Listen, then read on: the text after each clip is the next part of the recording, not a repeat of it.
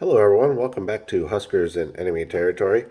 Today, I was going to do a top 10 all time college football running back list. I kind of am getting a little tired of doing, not so much getting tired, but, I wanted to break up the,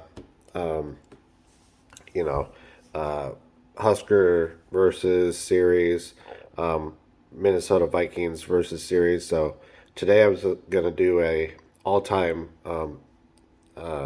running backs in college football list. So statistically speaking, the top running backs are Royce Freeman. He had 6,435 yards rushing. Jonathan Taylor out of Wisconsin. He had 6,581 yards rushing. D'Angelo Williams had 6,749 yards rushing. Charles White had 67,000 or 6,786 yards rushing. Tony Dorsett had 6,941 rushing yards. Ricky Williams out of Texas had 7,206 yards.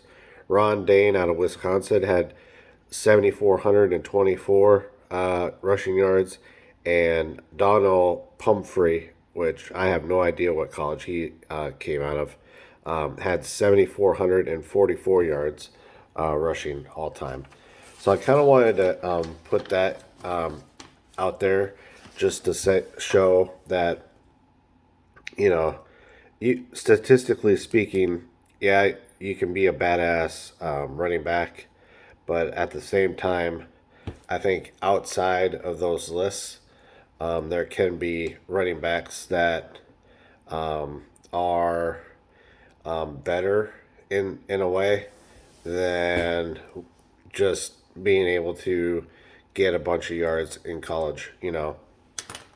Obviously, there's a lot of guys on that list that went on to do a lot of good things in the NFL, but at the same time, I think we need to kind of differentiate or whatever between someone that can get up or bring up the statistics and someone that can just show how much of a badass he is on the field.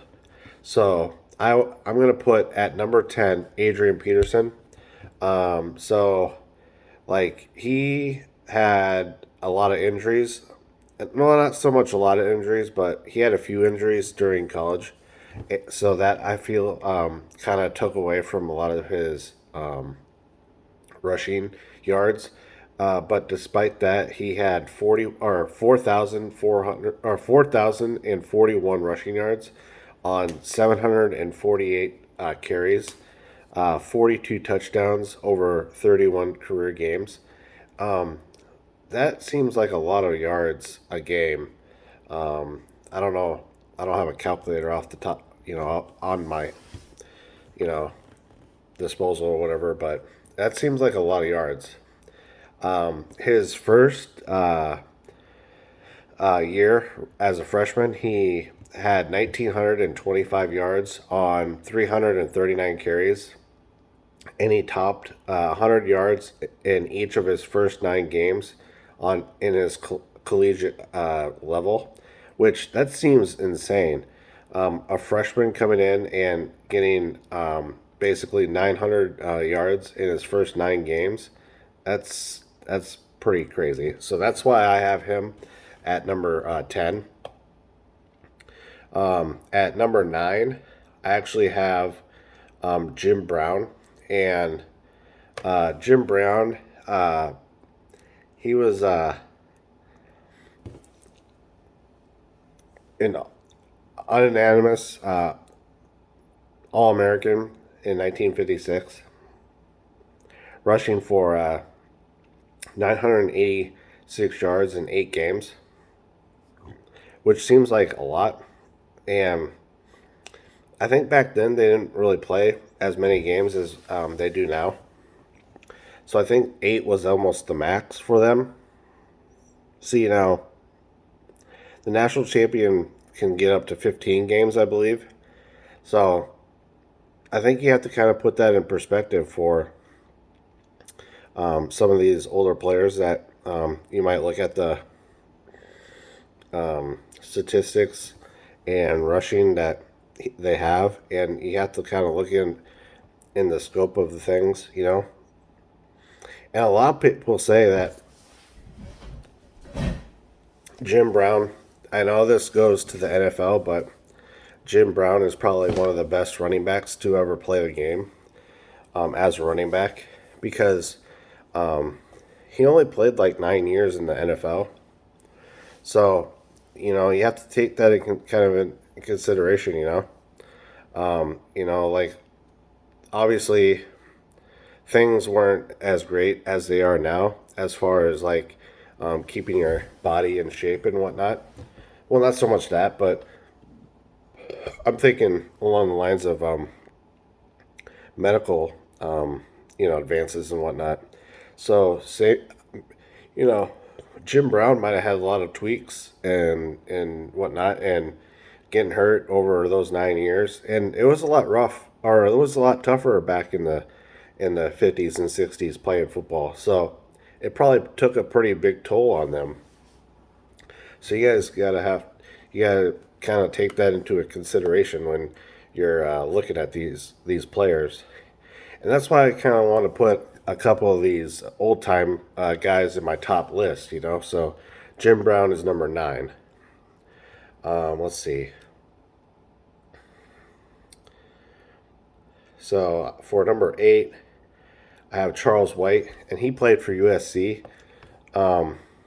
Charles White had 31 100-yard rushing performances at USC, which is insane.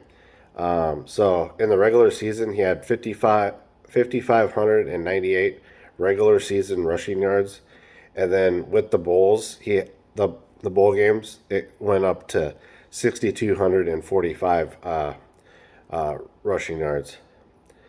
As a sophomore, he totaled 1,478 rushing yards, and his final 2 years, he totaled 1,859 as a junior and 2,050 as a senior. He led the nation in all-purpose yards both years, and in 1979, he averaged 6.2 yards a carry, scoring 19 touchdowns, and he won the Heisman that year. So that's why I have him as number 8.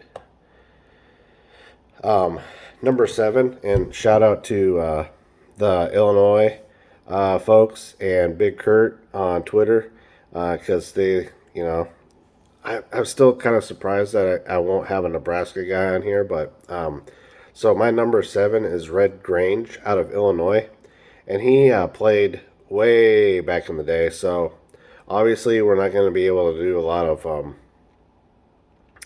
eyes on the game or whatever you want to call it, but he was considered one of the best running backs of his era, and he only played 20 games, but he reached the end zone all but one and scored 31 touchdowns, which seems pretty crazy. He was a 3-time consensus All-American, and let's see. When the Memorial Stadium was dedicated against Michigan in 1924, he ended up scoring 4 touchdowns in the first 12 minutes, and he finished with 5. He threw for another and amassed 402 yards altogether. In 2008, ESPN considered him the greatest college football player of all time. We all know who that is, really. It's Tommy Frazier. Hey, I had to put that in there. You know what I mean? Like, I can't just let ESPN disrespect Tommy Frazier like that. Number 6, hands down, probably one of the best running backs. I kind of feel like he's the best, but I had to put him at number 6 because there's some real dudes that are really good on this list. I have number 6 is Bo Jackson, and he played for Auburn.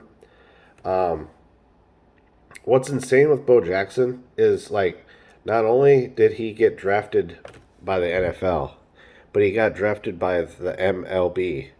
Like, the dude was an absolute beast. Like, I wish I would have put him as at number one, but I just couldn't. In his sophomore year, he had 1,213 yards on 158 carries, which averaged 7.7 yards per carry, and he scored 14 touchdowns.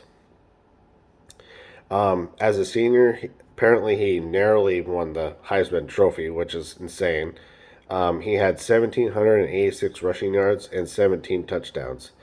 In total, he had 4,303 yards rushing on 650 carries for an average of 6.6 yards per carry. So, man, I should have put him as number one. This dude was nuts. One of his best performances was against Alabama, of course. He had 256 yards on 20 carries against the rival Alabama. Yeah, and like I said, he was a two-sport guy. He got drafted by the Kansas City Royals, and also he played for the Oakland Raiders, where he ended up tearing, I think, his hip basically off of the bone or whatever, or like the muscle off of his hip bone, which basically,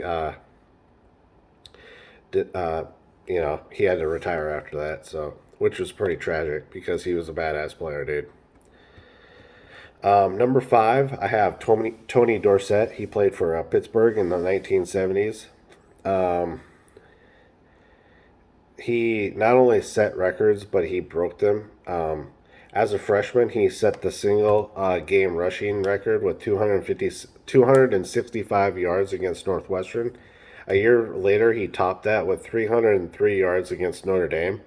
So some of my Notre Dame fans that watch my channel are going to probably be kind of pissed off about this.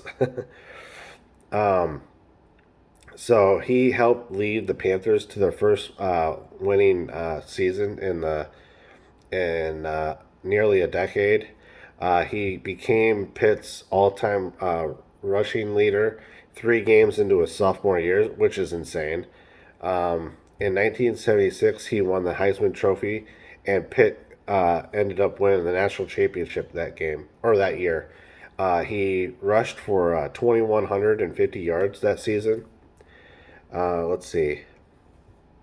All time, like I said before, he was accredited with 6,526 yards, which included the bowl games.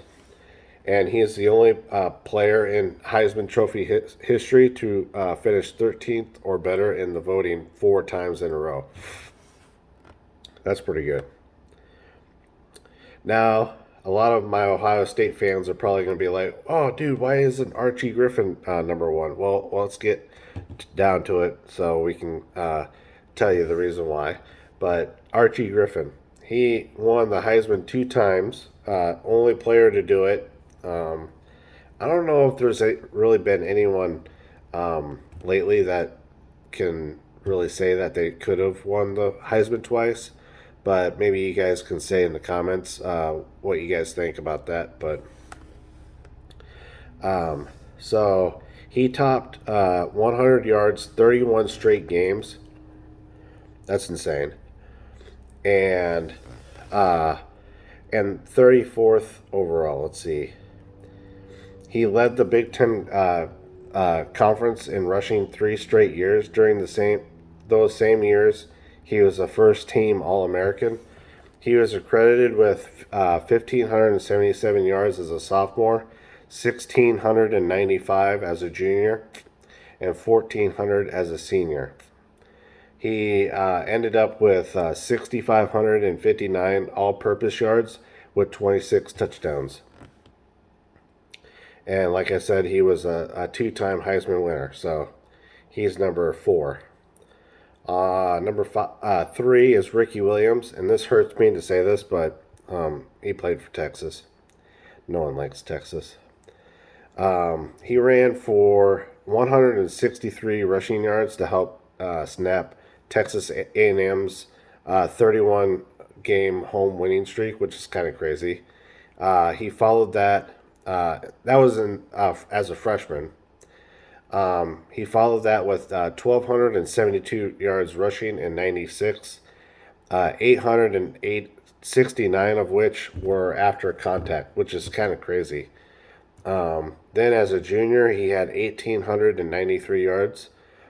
He won the Doak Walker Award, which is kind of crazy because I guess the Texas Longhorns, which is pretty awesome by the way, had a record of 4-7 that year. As a senior, he accumulated 2,100 yards, 2,124 rushing yards en route to winning the Heisman that year. I can't remember what year that was. Let's see. Was it 97 or 95? But he ended up breaking Tony Dorsett's career rushing yards for as a total at 6,279 yards. He did it at the end of the year, I believe, versus Texas A&M with a 60-yard run against them. I think they ended up beating them that year. I can't remember, but just let me know in the comment section below what you guys think on that one, or tell me what happened. I can't remember. Number 2 is Barry Sanders. He is an absolute beast. So see why I kind of have Archie Griffin a little bit lower. Basically, in 1988, he led the Cowboys to an 11-2 record. I mean, that team didn't really have a lot of good players on it. He was pretty much the only one. He tallied 2,628 rushing yards on 344 carries, averaging 7.6 a carry, and his total game average was at 238 yards per game. He scored 37 touchdowns, and he set 34 NCAA records. Before he came the starter, he actually backed up Thurman Thomas, which is kind of crazy. Can you imagine having Thurman Thomas and Barry Sanders on the same team? That's absolutely insane. For his 3-year career, Sanders had 3,556 yards and 49 touchdowns. That's just absolutely insane. He also ran 222 yards and scored 5 touchdowns before being pulled in the Wyoming game in 1988 in the Holiday Bowl. Can you imagine how many freaking yards and touchdowns Barry Sanders would have had in that game if he wasn't pulled? It might have been like the mercy rule type of deal, you know what I mean? Number 1, and he is an absolute beast, and a lot of people won't think that he should be number 1, but he is. Herschel Walker, he was the Georgia running back from 1980 to 82. He led the Georgia Bulldogs to, I think, their only national championship. He finished 3rd in the Heisman Trophy winner, or Heisman Trophy sweepstakes or award winning or whatever you want to call it, as a freshman. His 1,616 rushing yards set an NCAA freshman record, which stood until 1996, which Ricky Williams beat, I believe. He finished the Heisman second place in 1981, and he had a career best 1,891 rushing yards before finally winning the award in 1982. See, now I could see Herschel Walker probably being one of the guys where they probably should have gave it to him twice, and also Bo Jackson. So, like, you know, I think the Heisman people don't really like doing that anymore. So you might not ever see that ever again. So Archie Griffin will probably go down as the only player to ever do that. Let's see. He is also the only player in history to finish the top three in Heisman voting after each of his three collegiate years of playing. Because bowl games didn't count towards individual statistics, Walker was accredited with playing in 33 games with 5,259 rushing yards for an average of 5.3 per carry and 159 per game. He also scored 55 touchdowns in all of his collegiate career. Now, kind of looking at it, you might say, why wasn't Barry Sanders higher on the list? And maybe I should have put Barry Sanders as number one, but I don't know. Maybe it had a little bit to do with the fact that Herschel Walker had played for the Vikings, so maybe that had a little bit to do with it, but I don't know. It's hard to say. But just let me know what you guys think about my list, and maybe drop your list in the comment section below. Thanks for watching this longer video. I didn't really want it to last this long, but it kind of did. It was pretty fun to do, and maybe I can do more of these breakdowns, kind of break up the monotony between doing the Versus series and a couple other videos that I do. But thanks for watching, and don't forget to like, subscribe, and share. And as always, go Big Red.